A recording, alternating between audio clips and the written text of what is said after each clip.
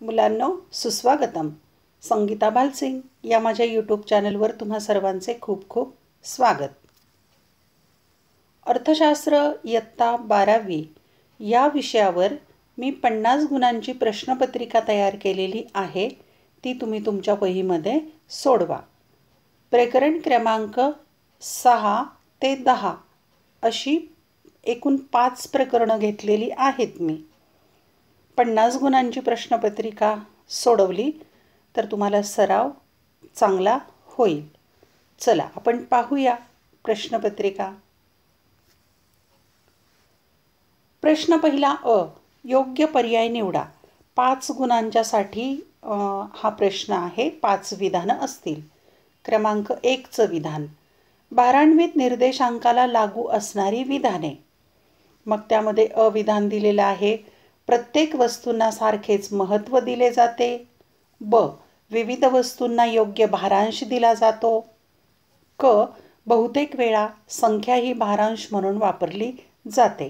आणि ड, 12वीत निर्देशांक मोजण्यासाठी लास्पेयर आणि पाश्चेची पद्धत वापरली जाते. यासाठी पर्याय दिलेले आहेत. 1 ब क ड, 2 अ क ड, 3 अ ब ड आणि 4 अ ब क ड. यापैकी अचूक पर्याय जो आहे तो उत्तराचा पर्याय तुम्ही लिहायचा आहे की 12वीत निर्देशांकाला यापैकी कोणकोणती विधानं लागू होतात आणि कोणती होत नाहीत. हे जर लक्षात आलं तर पर्याय निवडता येईल. नंबर 2, राष्ट्रीय उत्पन्न ही पुढील पैकी एक संकल्पना आहे. राष्ट्रीय उत्पन्न ही संकल्पना कोणती आहे? अ साठा, ब अंतिम, क मध्य, ड प्रवाह. यासाठी पर्याय दिलेले आहेत. 1 अ, 2 ब, 3 क आणि 4 ड.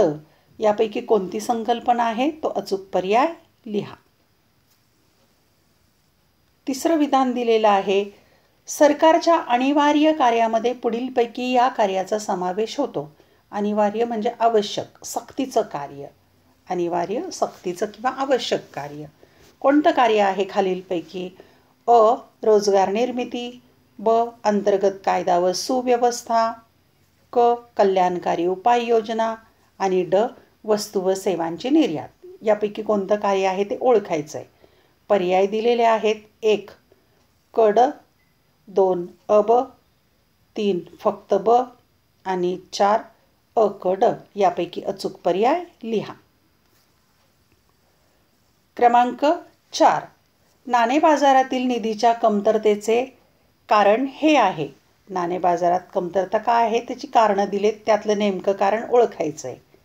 अ, अपुरी बचत, ब, रोख रकमेची वाढती मागणी, क, असंघटित क्षेत्राची उपस्थिती आणि ड, वित्तीय गैरव्यवस्था.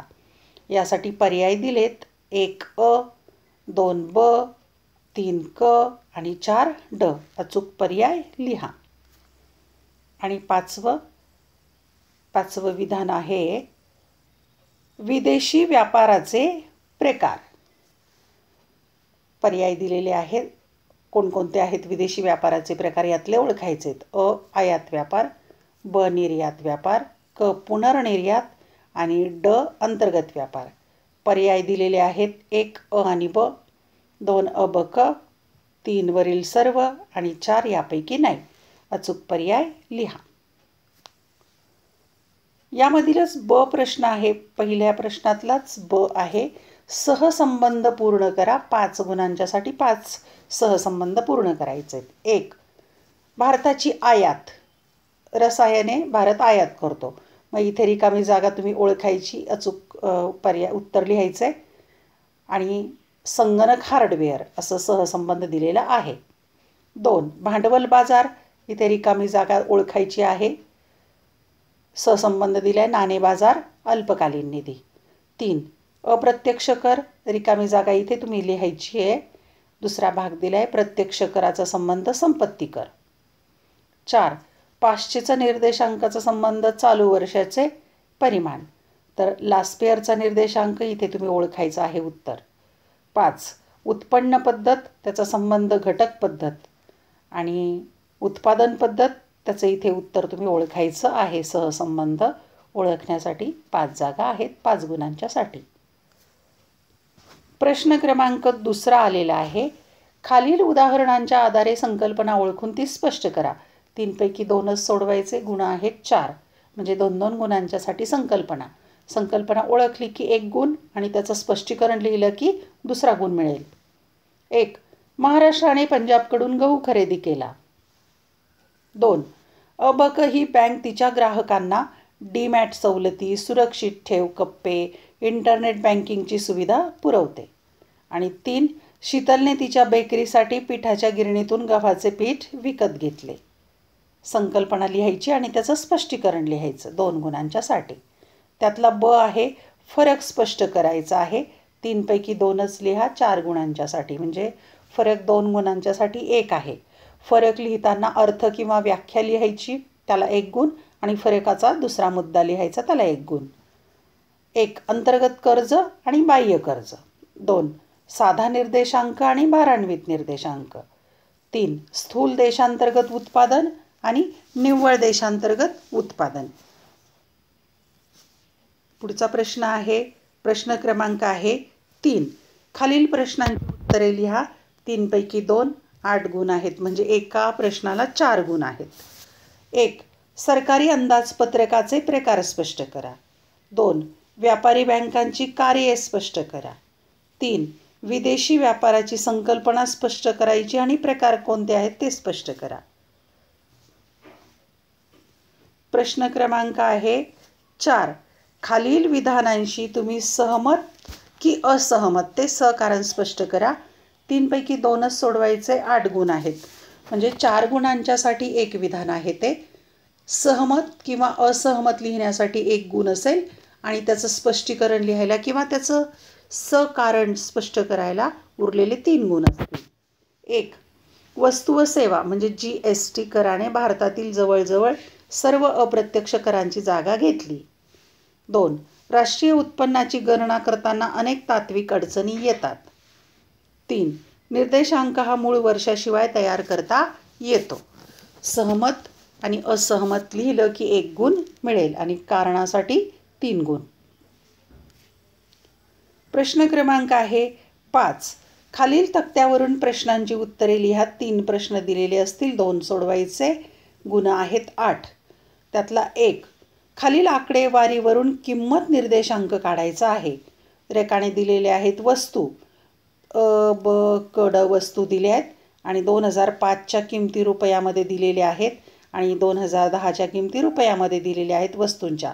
वस्तूची किंमत 6, 8, ब ची 16, 18, क ची 24, 28 आणि ड ची 4, 6 अशा प्रकारे किमती दिलेल्या आहेत. किंमत निर्देशांक त्यावरून काढायचा. त्यातला दुसरा उपप्रश्न आहे आपल्याला तक्ता दिलेला आहे त्या तक्त्यावरून प्रश्नांची उत्तरे लिहायची. तक्ता आहे भारताच्या विदेश व्यापाराची आयात दिशा. रकाने आहेत अनुक्रम नंबर, देश आणि वर्ष घेतलेलं आहे. 1990 ते 91ची टक्केवारी घेतली आणि 2015-16ची टक्केवारी घेतली आहे. पहिला देश आहे OECD. 90-91ची टक्केवारी 54.0, 15-16ची 28.8. नंतर OPEC 16.3, 23.6. पूर्व युरोप 7.8, 1.9. विकसनशील राष्ट्र 18.6%, 43.2% आणि इतर 1.4, 2.5. हा तक्ता दिलेला आहे. या तक्त्यावर पुढील प्रश्न आहेत ते सोडवायचे. त्या तक्त्यावरून प्रश्न दिलेले आहेत. पहिला प्रश्न दिलेला आहे क्रमांक 1. 2015-16मध्ये भारताच्या आयात दिशेत कोणत्या संघटनेचा सर्वात कमी वाटा आहे? 2. 1990-91मध्ये भारताच्या आयात व्यापार दिशेत कोणत्या देशाचा सर्वात जास्त वाटा आहे? 3. भारताच्या आयात दिशासंदर्भात तुमचे मत सांगा. 4. 1990-91च्या तुलनेत 2015-16मध्ये विकसनशील राष्ट्राच्या आयातीमध्ये किती टक्क्यांनी वाढ झाली? तिसरा प्रश्न दिलेला आहे त्यातलाच. खालील आकडेवारीवरून मूल्य निर्देशांक काढा. मूल्य निर्देशांक काढाय तक्ता दिलेला आहे. वस्तू घेतलेल्या आहेत अ, ब, क, ड, ई आणि मूळ वर्ष घेतलं आहे आणि चालू वर्ष घेतलं आहे. मूळ वर्षामध्ये किंमत आणि परिमाण, चालू वर्षामध्ये किंमत आणि परिमाण. अ वस्तूच्या बाबत 40, 15, 70, 20. ब 10, 12, 60, 22. क 50, 10, 90, 18. ड 20, 14, 100, 16 आणि ई 30, 13, 40 आणि 15. अशा प्रकारे मूळ वर्षात आणि चालू वर्षातलं किमती आणि परिमाणं घेतलेली आहेत. त्यावरून मूल्य निर्देशांक काढा.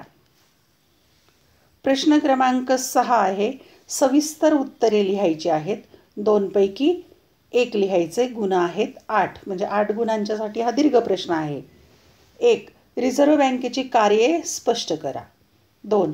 राष्ट्रीय उत्पन्न मापनाच्या उत्पन्न पद्धती आणि खर्च पद्धती दोन्ही पण स्पष्ट करायच्या आहेत 8 गुणांच्यासाठी. आता इथे 2 पैकी 1 जरी सोडवायला सांगितलं आहे प्रश्नपत्रिकेत, पण आपला सराव आहे म्हणून आपण या प्रश्नपत्रिकेतले सर्वच प्रश्न सोडवायचे आहेत आपल्या वहीवर, म्हणजे तुमचा चांगला सराव होईल. धन्यवाद. व्हिडिओ आवडल्यास चॅनल सबस्क्राईब करायला आणि बेल आयकॉन दाबायला अजिबात विसरू नका. तुमचा एक लाईक, तुमची एक कमेंट अतिशय प्रेरणादायी असते आणि प्रश्नपत्रिकांचा हा सराव जर तुम्ही केला तर अर्थशास्त्र अतिशय सोपं आहे. अनेक विद्यार्थ्यांनी कमेंट केलेली आहे की नमुना प्रश्नपत्रिका तयार करा, आमचा सराव होईल, म्हणून मी हा उपक्रम हाती घेतलेला आहे. या व्हिडिओच्या लिंक तुमच्या मित्रमैत्रिणींना जरूर पाठवा. अभ्यासासाठी शुभेच्छा.